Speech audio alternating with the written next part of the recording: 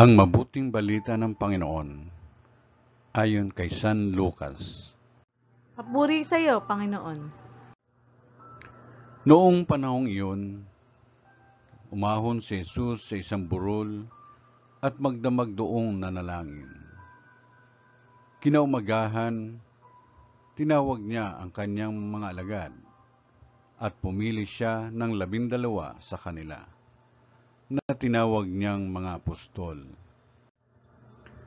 Si Simon na pinangalanan niyang Pedro at si Andres na kanyang kapatid, sina Santiago, Juan, Felipe, Bartolome, Mateo, Tomas, at Santiago na anak ni Alfeo, si Simon ang makabayan, si Judas na anak ni Santiago, at si Judas Iscariote na naging taksil.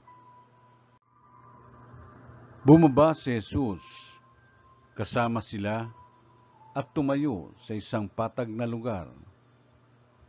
Naroon ang marami sa kanyang mga alagad, at ang napakaraming tao, buhat sa Judea at Jerusalem, at sa mga bayan sa baybaying dagat ng Tiro at Sidon. Pumaroon sila upang makinig sa kanya at mapagaling sa kanilang mga karamdaman. Pinagaling din niya ang mga pinahihirapan ng masasamang espiritu at sinikap ng lahat ng tao na mahipo siya sapagkat may taglay siyang kapangyarihang makapagpagaling ng lahat.